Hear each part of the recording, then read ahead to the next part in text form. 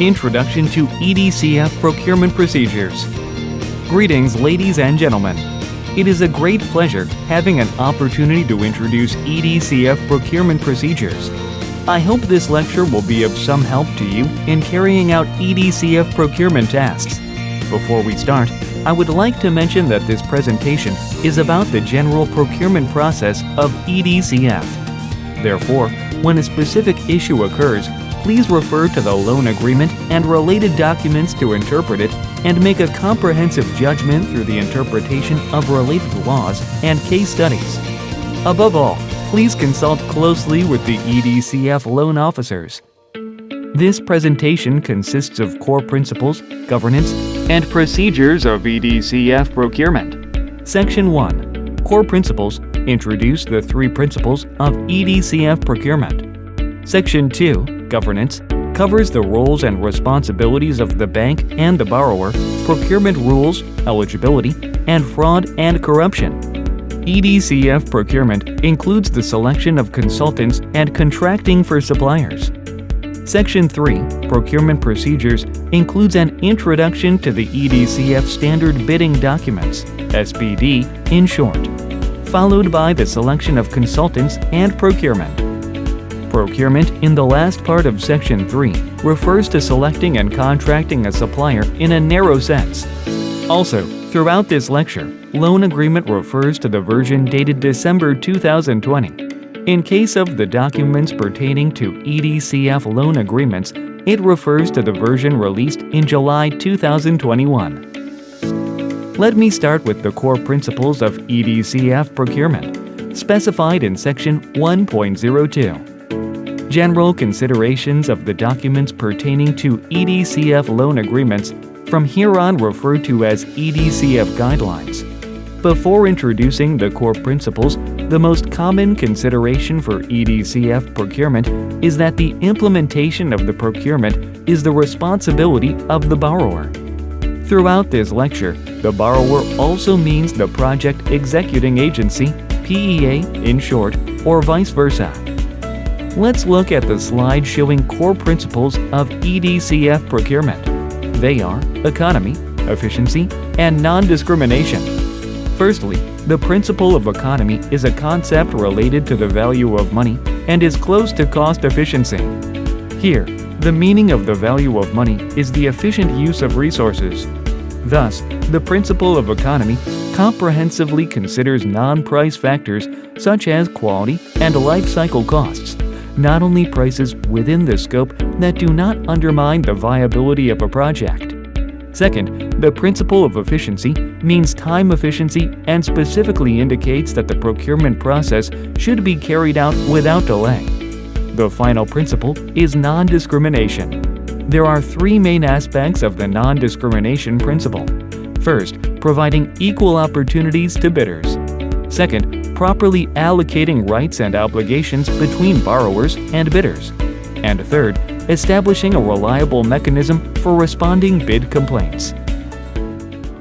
The borrower shall execute procurement according to the three principles of economy, efficiency, and non-discrimination.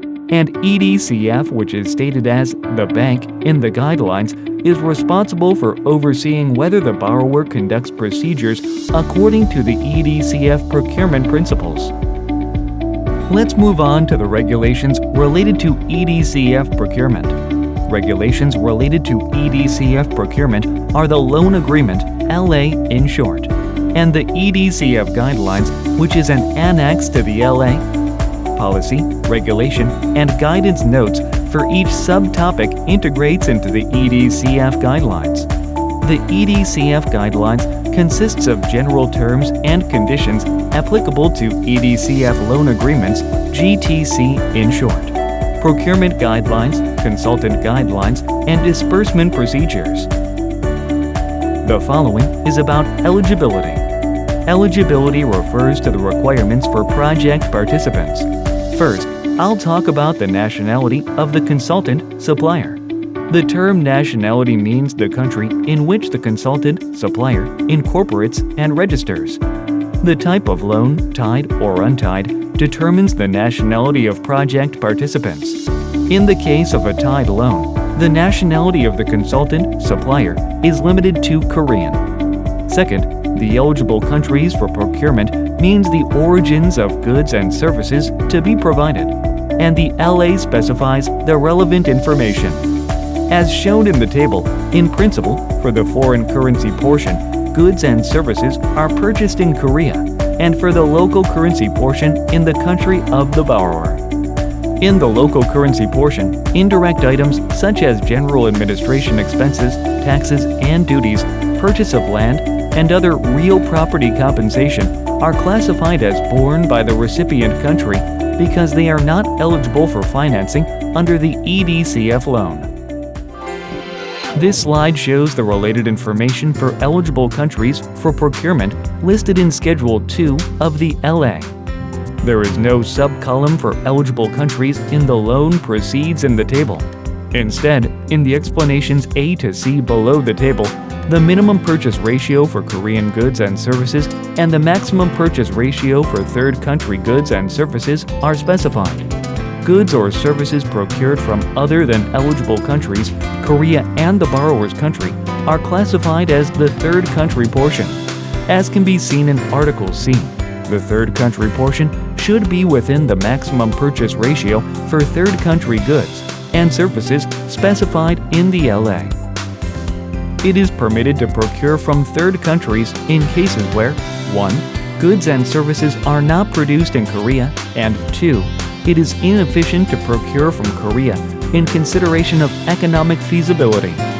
On the other hand, in the case of the Korean portion, as can be seen in Article B, if the ratio decreases up to 20% of the initial purchase ratio after bidding, it is acceptable upon the prior approval of the bank.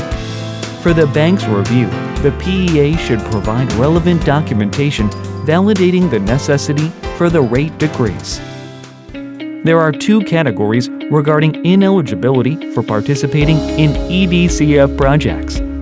First, ineligibility for a particular project is to have a conflict of interest with the project. Second, being sanctioned by relevant Korean laws and regulations or by MDB cross-debarment will lead to ineligibility for participating in any EDCF projects. Let's look at how the introductions to bidders of SPD defines a conflict of interest. Please be aware of the paragraphs A to G and check whether the bidders have a conflict of interest. Next, let's look at the conflicts of interest in the employment of consultants as specified in the Introductions to Consultants (ITC), in short, of the EDCF Standard Request for Proposals. As in the procurement of the project described previously, ITC stipulates that consultants and their affiliates with a conflict of interest cannot be employed. It lists cases for consultants having a conflict of interest through paragraphs A to D. As you can see, the regulations related to conflicts of interest are declarative and comprehensive, so it is necessary to closely examine whether there are any conflicts of interest between participants or assignments on a case-by-case basis. From now on, I will explain fraud and corruption. Regarding fraud and corruption, EDCF requires the borrowers and consultants, bidders, to comply with the highest ethical standards when conducting the procurement process. To this end, submission of the Declaration of Participation in EDCF-financed projects is required for consultants, bidders. Consultants, bidders, should submit the original to the bank together with a certificate of corporate seal registration and a copy to the PEA. Failure to submit will result in disqualification. Let's look at the fraud and corruption provisions of the EDCF guidelines. EDCF guidelines list fraud and corruption-related contents from A to D. If consultants, bidders, fall under these cases, they are ineligible to participate in the project. The reasons for ineligibility for fraud and corruption are as follows. 1. When the bank determines that the participant has been involved in fraudulent and corrupt practices. 2. When the participant is under sanction by the bank or under cross-debarment imposed by MDB or under sanctions by relevant laws and regulations of Korea. These provisions are cited in the fraud and corruption-related contents of EDCF SPD and will be disqualified if participants fall under the above criteria through the declaration of participation in EDCF financed projects. Now, we will move on to the next section. I will explain the procedures regarding the section of consultants and procurement under the EDCF loan. I hope this section helps you to better understand the general procurement procedures of EDCF. Please be aware that this section was prepared for the purpose of overview only, and thus it does not take precedence over related laws, regulations, or guidelines in effect, nor does it establish the most appropriate means in dealing with individual procurement transactions. All information regarding the procurement procedure provided in this section shall be read in conjunction with the loan agreement and documents pertaining to EDCF loan agreements. Please allow me to begin this section with an overall explanation on EDCF's procurement methods and their procedure. First and foremost, the borrower shall prepare and submit a procurement plan for the bank's review and concurrence before the signing of the loan agreement. The main objective of preparing a procurement plan is to increase the efficiency and effectiveness of procurement by outlining the whole process prior to actual implementation. The procurement plan shall be based on careful assessment of the needs and goals of the borrower with project activities to support them, including information such as A. the name of agency in charge, B. relative laws and regulations, C. the cost and scope of the projects, D. the method and schedule for consultant employment and procurement. This table contains information on the type and method of procurement under EDCF loan. For proper preparation and implementation of the project, most borrowers require the assistance of consultants. Please be aware that the borrower is fully responsible for selecting the consultant, awarding, and administering the contract. The selection of consultants begins with the preparation of a short list of consultants to be invited for proposal submission, consisting of 3 to 5 consulting firms.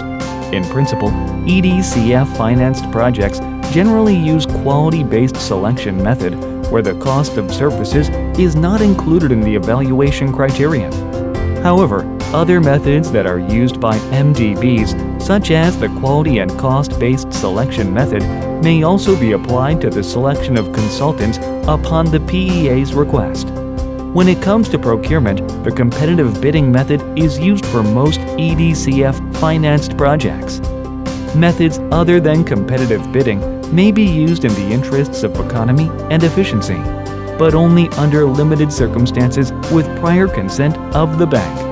For example, limited competitive bidding may be an appropriate method of procurement in cases where there is only a limited number of potential bidders, or the amount of the contract is not large enough to attract sufficient bidders through competitive bidding.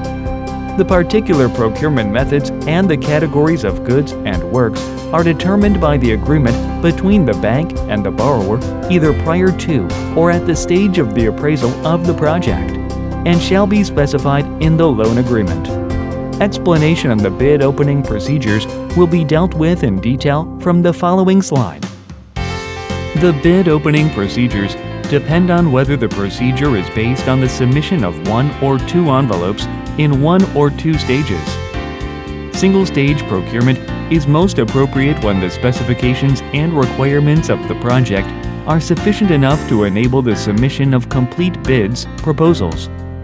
In the case of a single-stage, 1-envelope procedure, both technical and financial bids, proposals, are sealed and submitted in 1 envelope. Bids must be received by the borrower at the address and no later than the date and time indicated in the big data sheet. The time for the bid opening shall be the same as the deadline for receipt of bids, and the bids received after the submission deadline shall be declared late and returned unopened to the bidder. The borrower shall carry out a detailed technical and financial evaluation of the bids submitted to determine whether the technical and economic aspects are in compliance with the bidding document, and submit the result of bid evaluation for EDCF's review and approval. In the case of a single-stage, two-envelope procedure, both technical and financial bids, proposals, are sealed and submitted in two separate envelopes. The first envelope contains the qualifications and technical information, while the second envelope contains the price information, and the two envelopes are opened and evaluated sequentially. In most cases, the opening of the technical bid takes place on the bid submission deadline, and the price bids are kept unopened and held in custody of the borrower until further specified for their opening. When the borrower evaluates the technical proposals, no amendments or changes to the technical proposals are permitted. This allows the borrower to evaluate the technical proposals without reference to price. Following EDCF's approval of the technical evaluation, the price proposals are opened in public at the date and time specified by the borrower. After EDCF's approval of the price evaluation, the contract is awarded to the bidder whose bid has been determined to be the lowest evaluated bid. The two-envelope system is predominantly used for the procurement of EDCF financed projects, as it ensures neutrality and objectivity in the bid evaluation and contract award decision, allowing the borrower to evaluate without any bias towards the price. In this part, we will deal with the procedures regarding the selection of consultants in detail. As mentioned previously, the consultant selection process begins with a shortlisting process. The borrower shall send a request for expressions of interest, which sets out the criteria for selecting the short list of applicants for consultancy contracts. After EDCF's review and approval on the short list of consultants, the borrower shall prepare and issue a request for proposal, RFP in short, to invite the shortlisted firms for bidding. The RFP shall contain information such as instruction to consultants, terms of reference, as well as the detailed evaluation criteria. Upon gaining EDCF's approval of the draft RFP, the borrower may proceed with the actual bidding process. The borrower shall provide sufficient time for the proposal preparation, for which at least 30 days is recommended. When the consulting services are evaluated under a quality-based selection method, price will not be used as a selection criterion. Thus, only the quality of the technical proposals is evaluated, and the financial proposal of the first-ranked consultant will be opened at the time of negotiation. The borrower may proceed with the negotiations on the conditions for the contract and contract award after the bank's review and approval of the evaluation result. Please pay careful attention to the fact that the consulting contract should be signed within 18 months after the effective date of the loan agreement. This slide shows the factors that are subject to the bank's review and approval under the procurement procedure for the selection of consultants. In principle, the responsibility for procurement rests solely on the borrower as it invites, receives, and evaluates bids and awards the contract. The bank reviews the consultant selection procedure from the preparation of the RFP to the bid evaluation results and the conditions of the contract, to ensure that each and every process is carried out in accordance with the procedures required in the loan agreement. The details are stipulated in the guidelines for the employment of consultants under the EDCF loan, specifically Annex 1, Review by the Bank of the Selection of Consultants. So, please make sure to carefully take a look at the guidelines for proper selection and impartial employment of consultants. Next, we will deal with the procurement procedure in detail, namely the single-stage two-envelope system, which is the most commonly used for EDCF financed projects.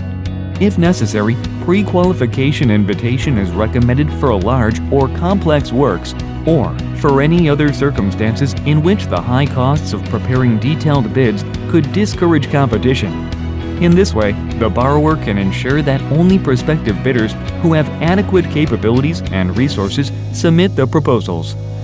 After the bank's review and approval of the pre-qualification invitation and proposals, the borrower shall prepare and submit the bidding documents, which contains the instructions to bidders, evaluation criteria, specifications and conditions of the contract, etc., to the bank for its review and approval. While the time allowed for the preparation and submission of bids shall be determined depending on the size and complexity of the project, it shall not be less than 45 days in general.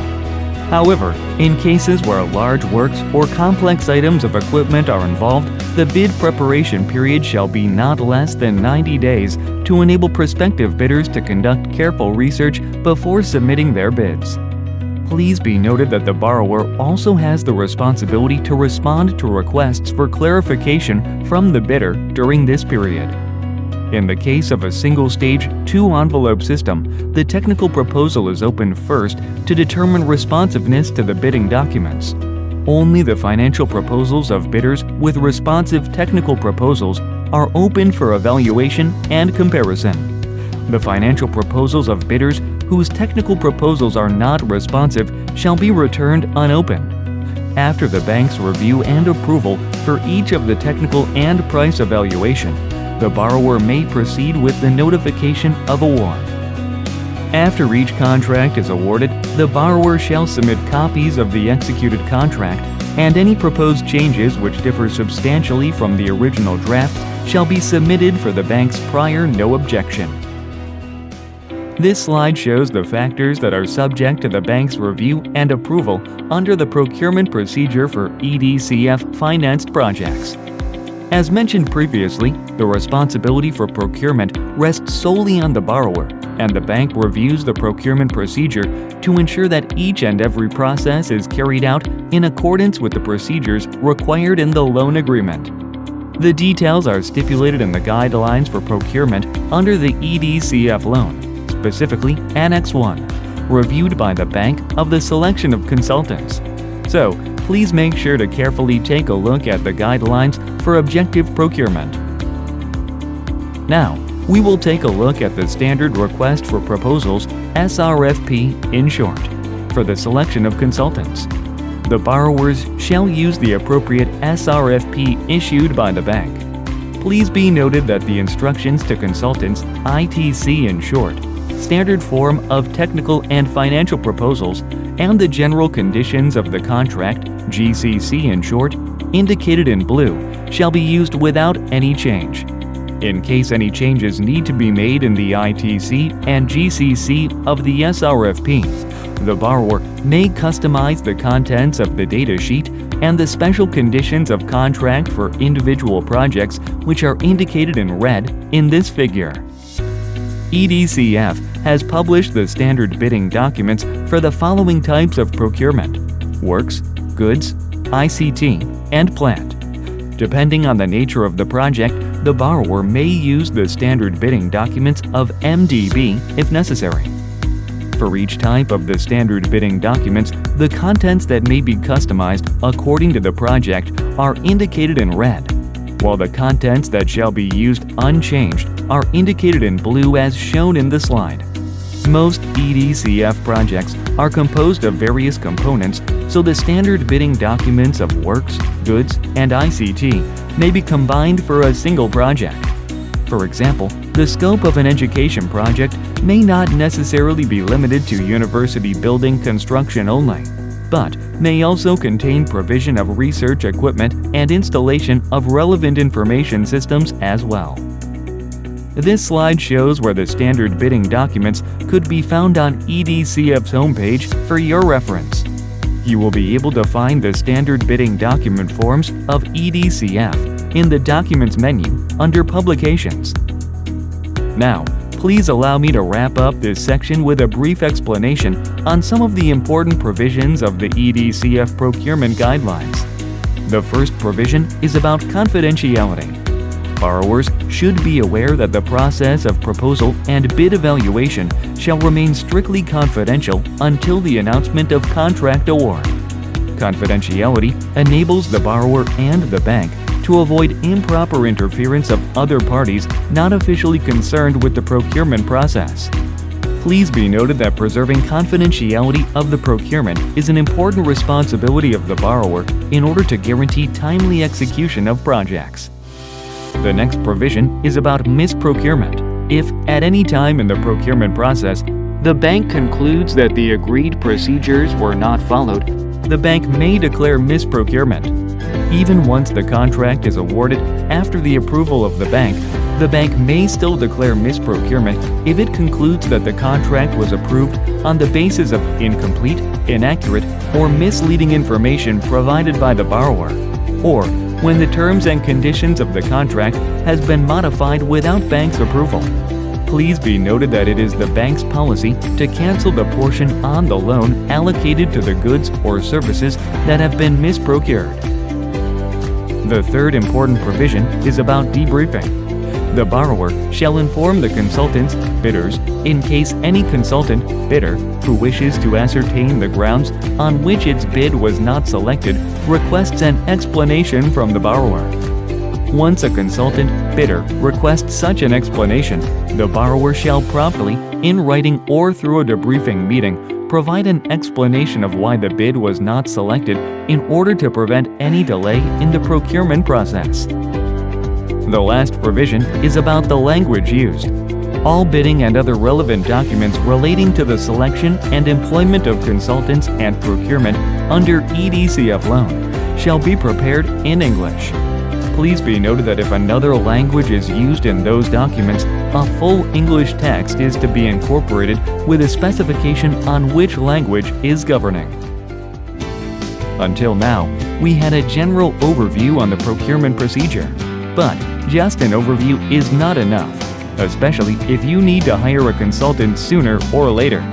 From now on, we'll find out about selection of consultants in detail.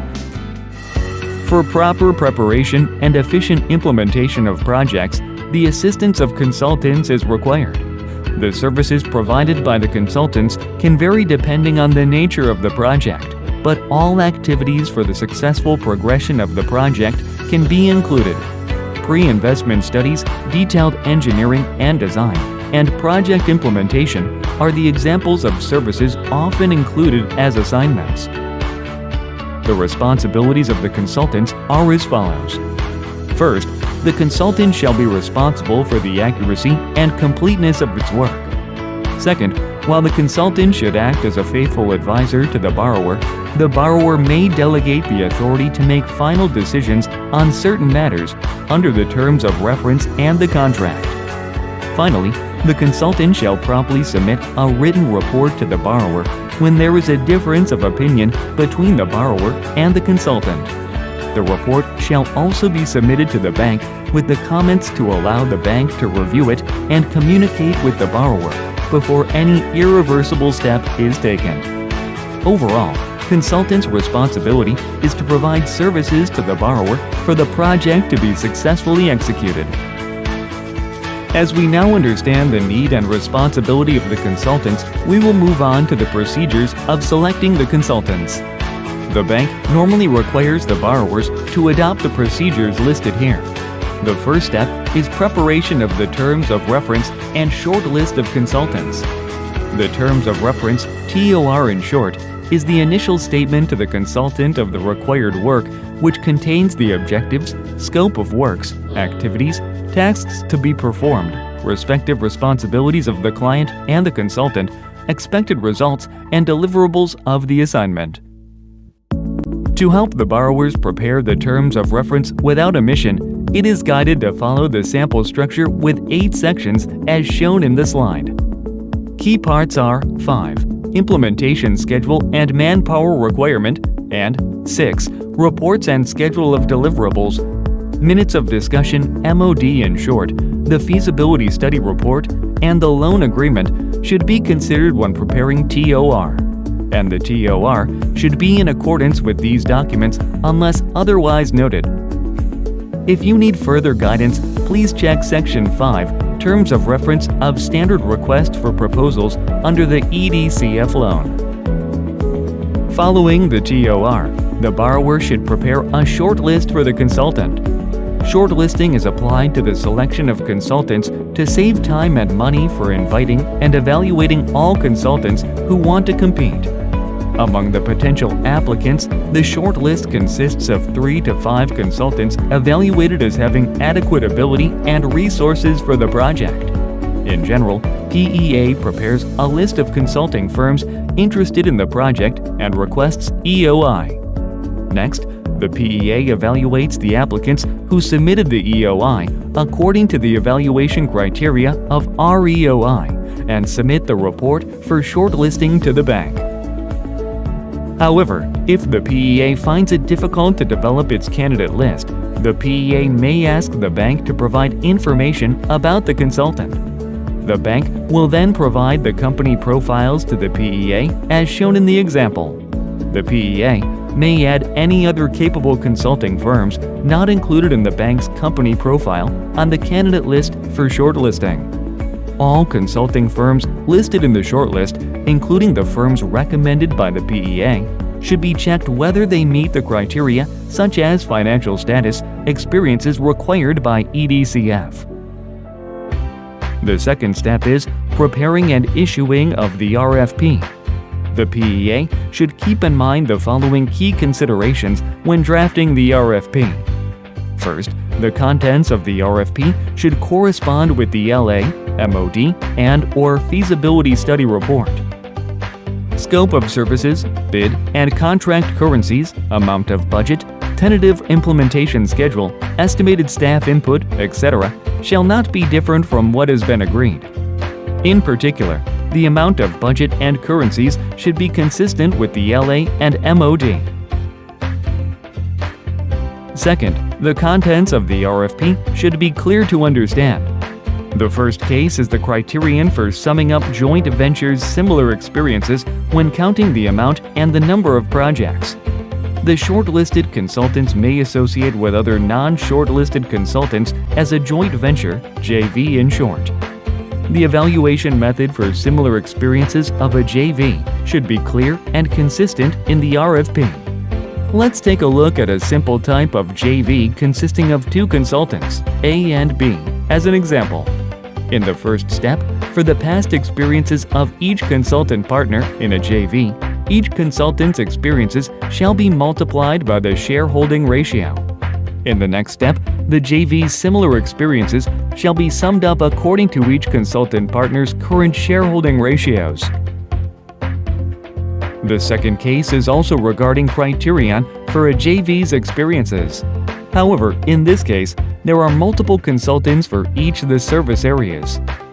Let's take the JV consisting of 4 consultants, A1, A2, B1, and B2, as an example. In the first step, if a JV consists of an ICT consultant of 2 partners with 60% and 40% of the JV's shareholding ratio, and a construction consultant of 2 partners of 50% and 50% of the JV's shareholding ratio, the points will be summed in accordance with the shareholding ratio stated in the JV agreement. In the next step, points for each sector will be evaluated individually. Then, the fixed ratios of 60% for ICT and 40% for construction will be respectively applied to each evaluated points. Third, the RFP should avoid any internal conflicts, especially between the TOR and the evaluation criteria. As shown in the example, if the qualification of key experts requires at least 10 years of experience in the TOR, points for the total length of professional activity should be awarded from 10 years instead of 6 years. Fourth, the evaluation for the experts should be conducted in an effective and efficient way, which means the evaluation for all of the experts is not necessary. If all of the experts are evaluated, the PEA should collect and examine all documentary evidence for each expert, making the whole process inefficient. Thus, the borrower should select the key experts to implement the project, such as PM, Chief Engineer among individual sectors, then evaluate those key experts only. The third step is proposal preparation and submission by the applicant's bidders. The fourth step is proposal opening. Most of the EDCF projects use two-envelope bidding system for selection of the consultant.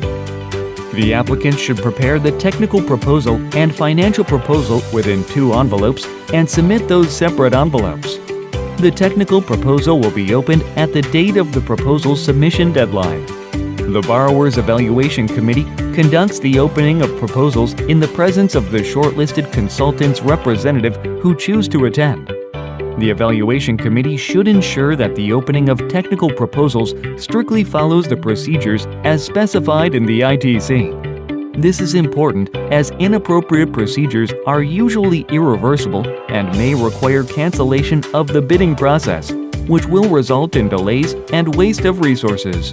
The financial proposal will be sealed and not opened until the technical evaluation is concluded and the bank issues its approval.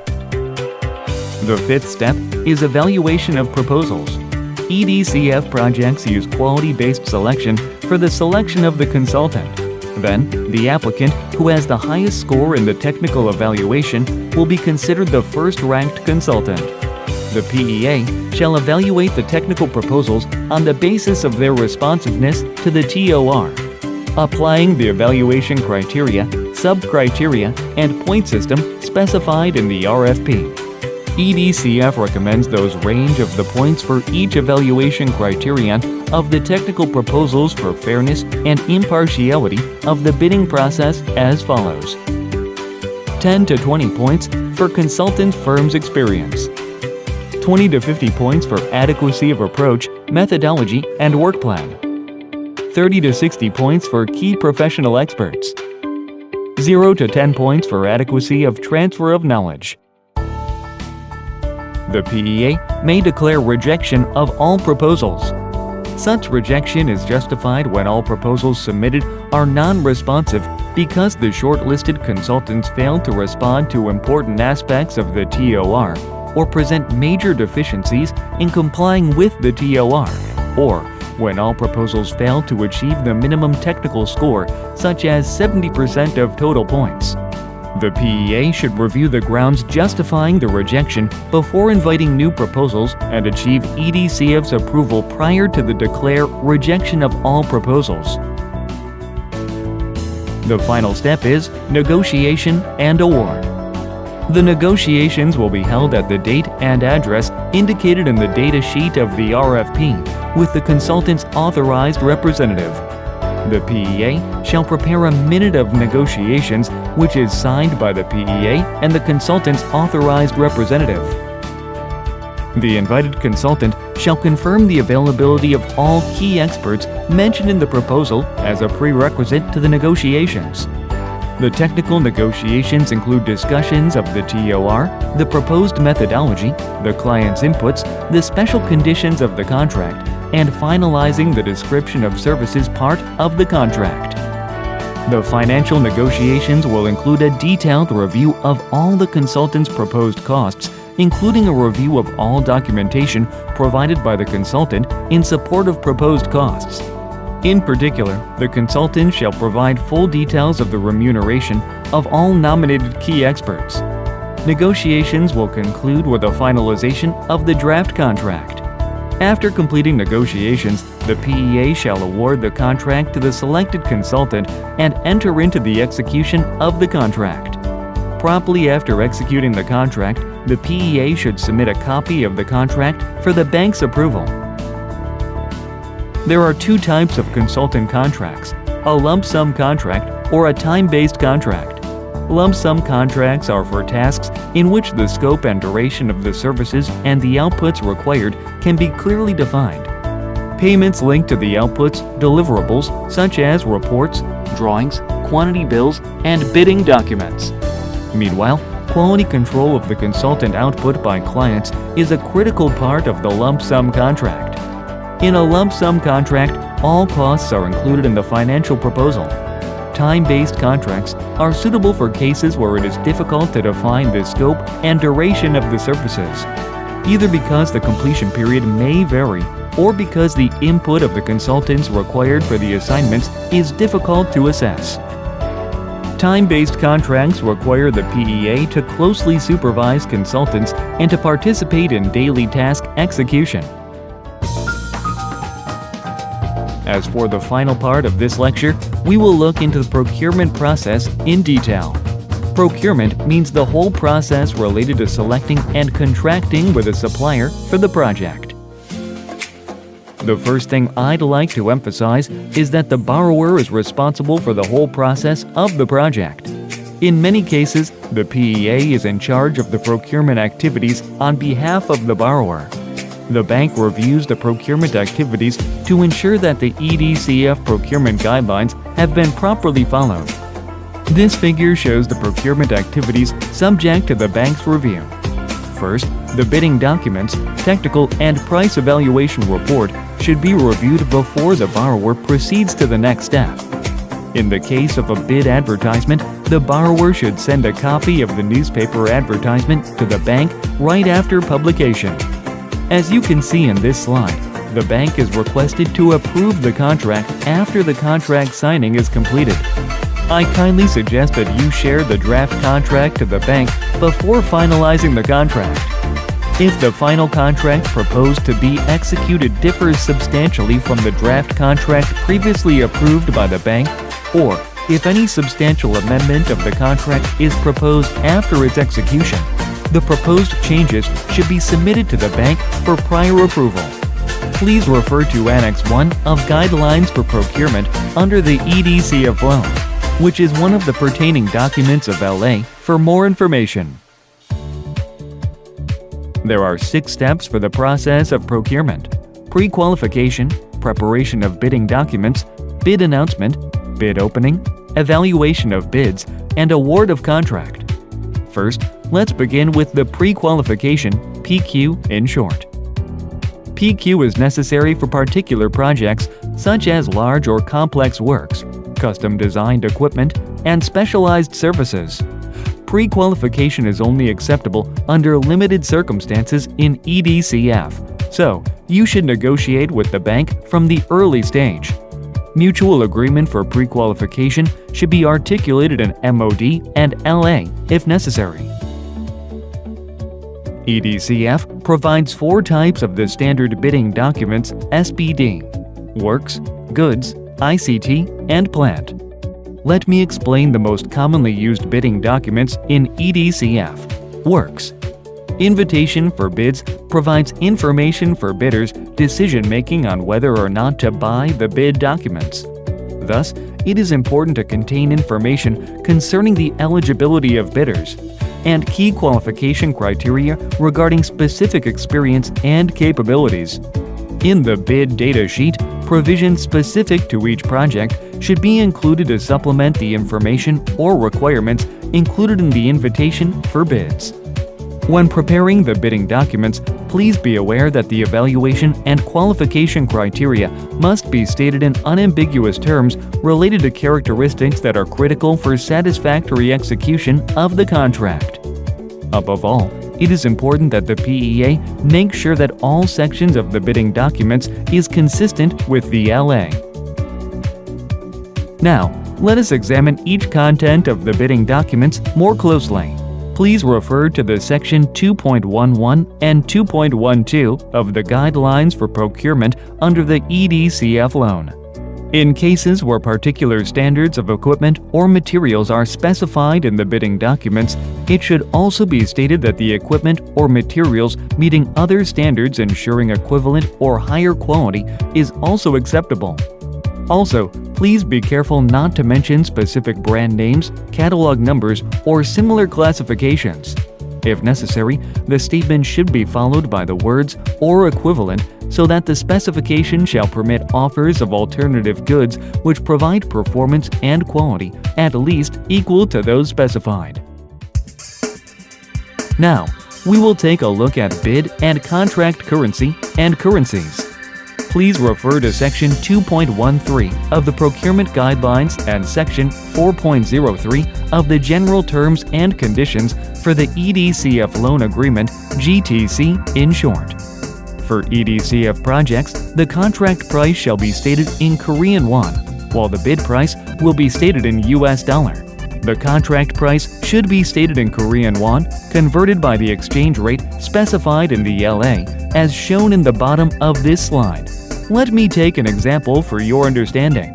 If we assume that the contract date is October 1st, 2021, and then the average exchange rate would be the average of the telegraphic transfer selling rates of Korean won against the US dollar from August 16th to September 15th in calendar days, please be reminded that basically the EDCF loan shall be dispersed in Korean won unless the bank and the borrower agree otherwise in the loan agreement. The bid validity period is the period within which a bidder agrees to keep their offer legally binding, and it is usually specified in the bid data sheet. If the PEA could not finalize the contract during the bid validity period, the bid validity period could be extended before its expiration. In general, the bid validity period should not exceed 120 days in the case of construction works. Also, in the case of ICT projects, normally 90 days to 180 days are recommended and 60 days to 90 days for selection of consultants. Please check the bid validity period in advance so that you could proceed with the contract within the bid validity period. Let me briefly touch the relationship between the borrower, the bank, and supplier. The rights and obligations of the borrower and the suppliers of goods and works for the project are governed by the bidding documents before the contract award. Afterwards, the projects are governed by the contract. The bank, as a third party, not a contractor, is required to guide the borrower or the PEA in the process of procurement based on relevant EDCF guidelines. Therefore, clarification requests or any claims from bidders should be dealt with by the borrower or the PEA in principle. After the bidding documents are fully prepared, the borrower will move on to the bid announcement. Invitation to bid shall be advertised in at least one newspaper in the borrower's country, and the copies of such invitations should be sent promptly to the bank. The time allowed for the preparation and submission of bids will be determined by considering the size and complexity of the contract. In many cases, it is not less than 45 days and shall be not less than 90 days when the size of the project is big or the project is complex.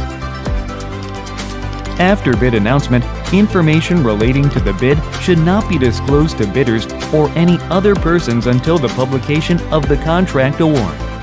The borrower may request clarification to bidders needed to evaluate its bid, but changing the substance or price of bid after bid opening should not be permitted.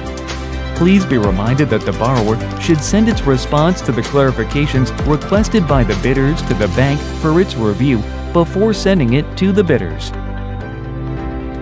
As mentioned earlier, the borrower may amend the bidding documents by issuing addenda during clarification process at any time prior to the deadline for submission of bids. Any addendum should be sent to the bank for prior review before being sent to the bidders, as it will also constitute a part of the bidding documents.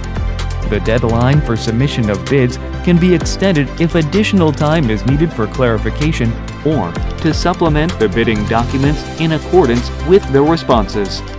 Likewise, pre-approval of the bank is required. The next step is bid opening procedures. The guidelines require that a copy of the record of the bid opening shall be promptly sent to the bank and to all bidders who submitted their bids in time. After the bid opening, evaluation of bids takes place. Bids which conform to the technical specifications and are substantially responsive to the bidding documents will be compared on the basis of their evaluated costs, and the bid with the lowest evaluated cost, which may not necessarily be the lowest priced bid, shall be selected for award. The whole bid evaluation process should be consistent with the terms and conditions set forth in the bidding documents. The bidding documents shall specify the relevant factors in addition to price to be considered in bid evaluation and the manner in which they will be applied for the purpose of determining the lowest evaluated bid. After technical evaluation and price evaluation, evaluation report should be submitted to the bank for approval. Please keep in mind that the evaluation report must contain sufficient information for the bank to review and approve the evaluation result. This is the end of the lecture. I hope this was a good chance to learn about EDCF procurement procedures in detail. I know that this lengthy video contains a lot of information which may take some time to fully understand. We have focused on explaining general guidelines and covenants, so this lecture does not include enough cases that you may encounter in the real world. Therefore, when you try to apply the guidelines to the real projects, you may come across unexpected problems. In those times, please feel free to reach us for further questions via EDCF loan officers. Thank you for watching so far.